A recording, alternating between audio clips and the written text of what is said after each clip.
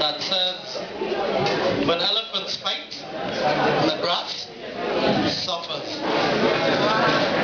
When elephants agree, the grass gets eaten.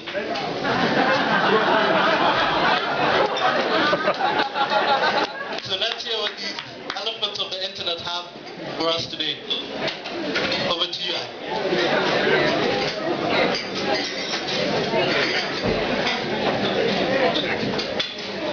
Good afternoon, press. Hi everyone. Hope you've enjoyed your day so far. Great to spend some time with all of you. I have the pleasure today of helping to moderate a session on so-called giants of the internet. The question we're looking at is, what is the rights and responsibilities of corporations when corporations on the internet that run or manage large portions of our discourse in public and that function effectively as platforms for civic conversation, communication, news, and information, but are functionally private. How do we manage that? How do we manage that as a community, as users, as companies?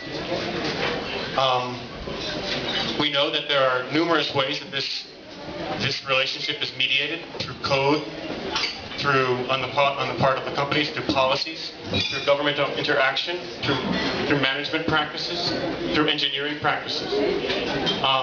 But the question is, how do we engage these communities? How do we engage large companies? And how do companies think of us? So today we're going to have perspective from three different perspectives on the subject. Each will give a short presentation, and then we're going to have one or two questions amongst ourselves, and then we're going to open it up to the floor for hopefully what will be a lively exchange and debate. And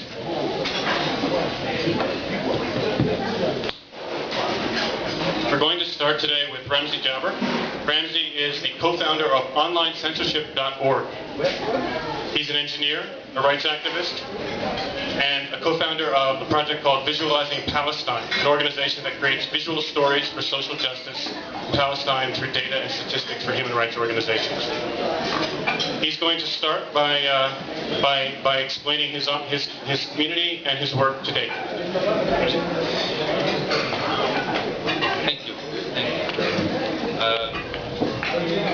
I want to first of all thank Janine Orr, she's in the audience.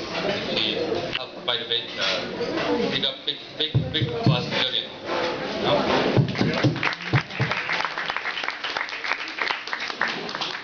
Okay, so just want to start by, I lived in Ramallah for the past 3-4 years, and one of the things that I realized that the narrative that's across, this is true across all social movements, the narrative across is not what's on the ground.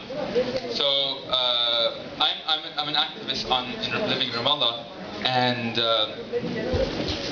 using digital media, using new media, using Facebook, Twitter to talk about issues there.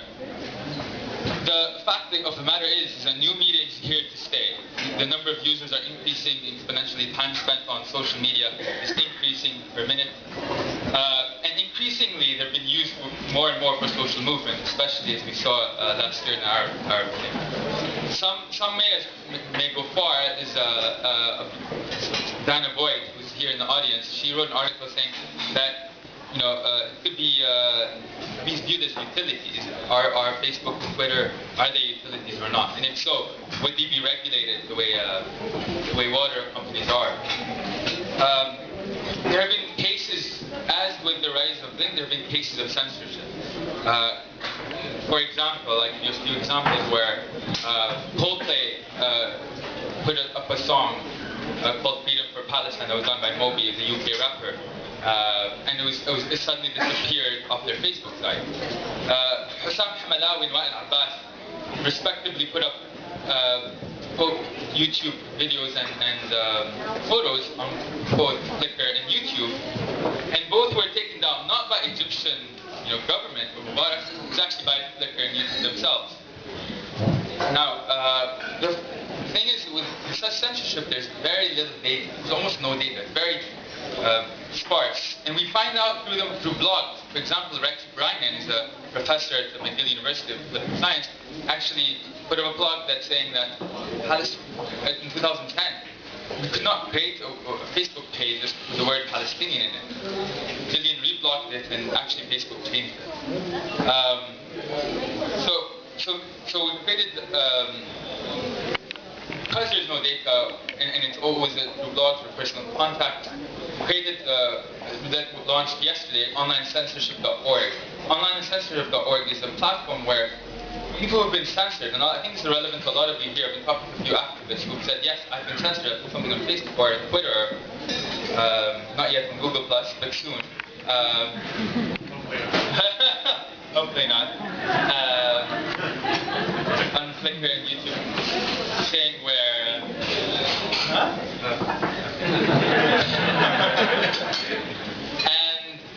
and this crowdsourcing act, all acts of censorship, where we can basically monitor and aggregate all these acts of censorship. This is just an external auditing tool way to go. I think I'll leave it there. So, thank you. Our next remarks will be led by Max Schrems. Max is a law student at the University of Vienna and the creator of Facebook, or Europe versus Facebook. Got it backwards. It's Facebook versus Europe. Sorry. I'm completely backwards today in all sorts of ways. And Max just led a really interesting session upstairs on a detail of his court case and his court proceedings against Facebook user practices and policy and privacy restrictions. And he's going to talk a little bit about that, and then we'll get into it in more detail. Cool. Just a little summary of what we did. I'm studying in Vienna, because I was studying for a semester in California, and there was a guest speaker from Facebook in our class who was telling us about the European data protection law, meaning me as a European and many Americans listening to it. What he was saying was like the weirdest reinterpretation of European data protection law I've ever heard in my whole life. Things like you don't need consent from users, you can just do with the data whatever you want to do, God help me. So what we did is I was writing a paper about it, and we made access requests at Facebook. We got from Facebook, in my case, 1,222 pages of personal data that they're holding about me. A lot of information included deleted data that they shouldn't have anymore, like books from years ago, messages or demonstrations I've been to, all that kind of stuff. All that is illegal in Europe. There are clear breaches of the law, and we tried to put it before the Irish Data Protection Commission, who is responsible because Facebook has a worldwide headquarters in Ireland and not in the US. So anyone that's outside of the US and Canada actually has a contract with the guys in Ireland.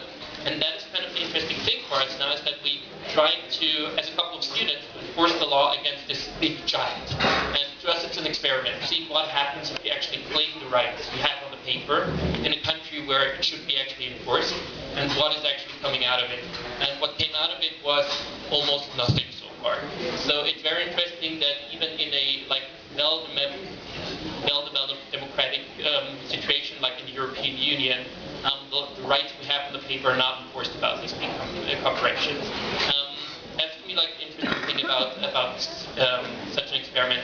It's the same thing is true for censorship. The same thing is true partly for copyright. They're kind of over the law, and to me that's a basic problem of democracy. In our countries, we are regulated by democratic laws that are elected or that are based on the democratic findings. The problem is that these corporations are totally ignoring it and getting away with it for a lot of times. And that is like a little bit of our experiment, where we're coming from and what we're trying to show. The funny thing is that actually that this non-enforcement was actually triggering politicians. So for example, the Justice Commissioner of the European Union was introducing a new privacy law, and in her presentation she was referring to us twice, saying, look at the students, they tried everything, they didn't get through with it, we need stricter laws. The funny thing is actually that now this non-enforcement might politically turn around into way stronger laws we have already. That's kind of like where I'm coming from and what we are thinking about a whole lot. We also deal a whole lot with the problem that most of these corporations are in the US and are only sticking to American law, even though there are markets all over the world. Which is a big issue about internet cooperation, that of course it's hard oftentimes to stick to every individual country, but still if you're in the market and if you want to make money there, you also got to respect the laws, from my understanding. So that's kind of all I got to say for the first time. Thank you. And last we have Bob